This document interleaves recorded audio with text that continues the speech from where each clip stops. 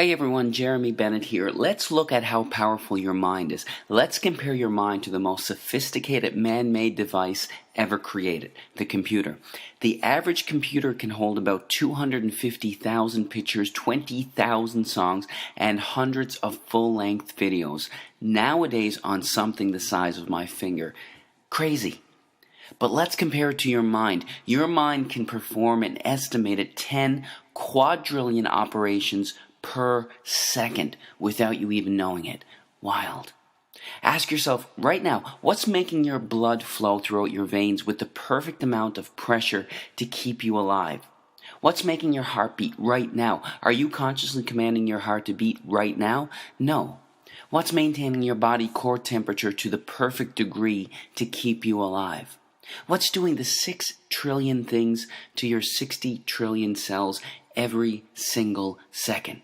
It's something called your subconscious mind. This is the powerhouse to who you are. Your cat has it, even your puppy has it. But of all the things that your subconscious mind can do, it can't do one thing. And this thing can help you attract good things into your life or can absolutely demolish your health. What is that one thing it can't do? It can't distinguish between a real event and something you merely think about. Sounds absolutely ridiculous, right? What happens when you have a nightmare? You wake up, your heart is pounding, you're sweating, and you're anxious beyond words. The nightmare existed in your mind. You weren't in any real danger at all. But your mind didn't know that. You physiologically reacted as if the nightmare was actually taking place in reality. There was a study conducted where a doctor hooked up an elite athlete, a professional skier, to a device that measured the athlete's muscle fibers. He told the skier to merely think about skiing down a hill without moving a muscle. The act of thinking about skiing down the hill actually made the same muscle fibers that would have actually fired off if he were to be actually skiing fire off from thoughts. This has been demonstrated time after time with the placebo effect. Group A suffering from a particular illness gets prescribed a pharmaceutical FDA-approved drug specifically designed to treat that illness. Group B suffering from the same illness gets a sugar pill, thinking it's real medication. Both groups get cured. In fact, the New England Journal of Medicine published a study involving two groups suffering from the same degenerative knee disorder.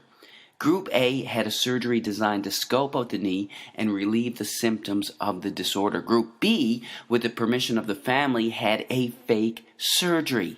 A placebo surgery, thinking that they had a real surgery. Only 3 small incisions were made in the kneecap, but no real surgery was performed. Both groups reported that the surgery was a success. In fact, researchers are suggesting that a minimum of 1/3 of all medical treatment, including surgery, is due to the belief that the treatment is going to work. The placebo effect. Most people don't realize that there is also something called the nocebo effect. It's practically the opposite of the placebo effect. The mind, instead of curing illness, contributes to illness. That's what a hypochondriac is. Their belief that they're going to develop a disease actually causes them to experience the symptoms of it. Whatever belief you hold in your subconscious mind will become your reality. Bottom line. That's how hypnosis works. The hypnotist implants the idea in the back of their subject's mind, and the subject experiences whatever they hold there. If they hold the belief that there's a spider on their arm, their eyes actually see a spider on their arm. An amazing demonstration occurs when the hypnotist walks towards his subject with his finger extended. He tells the subject that his finger is hot and burning. The hypnotist slowly touches the subject on their arm, and a blister actually forms in the exact place that the finger touched. Now, this is crucial to understand in all healing. Free will, as we understand it, is practically an illusion. In fact, 2 to 4% of the time, you decide what you want to do. You actually make the decision. 96 to 98% of the time, you don't. You're on autopilot. Your subconscious mind controls your decisions 96 to 98% of the time. Don't believe me? Do you like ice cream? If you do, snap your fingers and stop liking it. Do you enjoy watching sports? Snap your fingers and stop enjoying it. You can't. 96 to 98% of the time, everything we crave, desire, and act upon comes from what we hold predominantly in the back of our subconscious minds.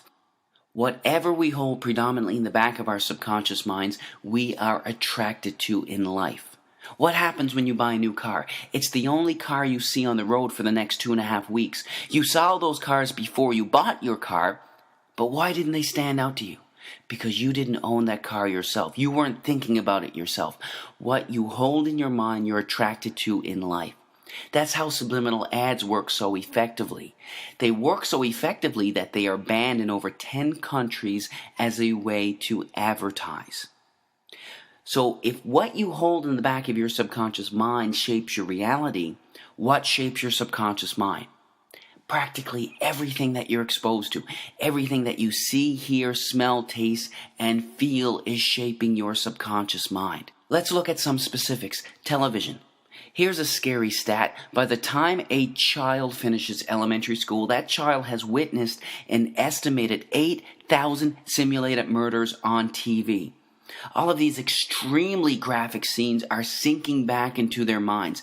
And don't be tricked by Hollywood or cartoons. In the most important developmental years, when a child should be taught compassion and understanding, extremely intelligent minds behind the creation of perceived harmless children's cartoons are sinking violence into the back of their minds. Don't be fooled. What are you listening to on the radio? Every single word or thought you hold in your mind has a particular vibrational frequency. Negative words or intentions have slower vibrational frequencies, and positive words have higher vibrational frequencies.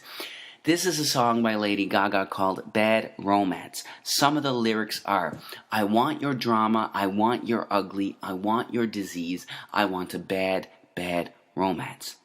Our thoughts create us. We have to be extremely careful with what we are feeding our minds. Music can be beautiful and beneficial, but it can also have a negative impact on your health. Choose wisely. When I was growing up, the most violence we had on video games was Mario and Luigi jumping over turtles' heads. This is what our youth are playing today. These gruesome, extremely graphic images are sinking into the backs of their subconscious minds, weakening their immune systems and having astronomical, gradual negative effects on their health. Nobody's saying that these games are going to cause them to pick up a gun and go shoot somebody, but these games are affecting their health. There is zero doubt about that. What happens when you gossip? In order for you to gossip, you have to hold a negative memory and negative thought inside of your mind. You not only think about that negative memory, you share it with the other person that you're talking to. The second you hold negative thoughts in your mind, the biochemistry of your brain changes and you release cortisol, the stress hormone, into your blood, which then weakens your immune system, inhibits the actions of your white blood cells, increases the chances of infection, and even promotes weight gain. All from gossiping, all from your thinking. You can't gossip without hurting yourself. Remember that. But of everything you can expose yourself to, there is nothing more important than the thoughts you hold in your mind. We have on average 60,000 thoughts a day. And the reality is, not only are most of these thoughts the same thoughts we had yesterday, but they are negative thoughts, either dwelling on something bad in the past or fearing something that could potentially happen in the future. The second we have these negative thoughts, the second we release cortisol, the stress hormone, into our blood. Our thoughts create us. Most people believe that situations cause them anxiety, stress, or cause them to be depressed. The reality is this: there is absolutely no situation in the entire universe that can cause someone to experience anxiety. None. It's your psychological reaction to the situation that can cause you to experience anxiety, not the situation itself. This is crucial to understand. Why is it that when one person skydives, their brain releases endorphins, the good feeling chemical, into their blood, while releasing cortisol into another's? It's the same situation. How can the company of one person cause excitement in one person while making another person stressed? It's because it's never the situation that causes anyone to experience anxiety, but their reaction to it. You create your anxiety, not a situation. When you truly fundamentally understand this truth, that's when you realize that you control your anxiety, not a situation. It's one of the most liberating feelings you can ever experience. If you create it, you can take it away. Your thoughts control your life. You are the creator of your everything. Choose your thoughts wisely. God bless.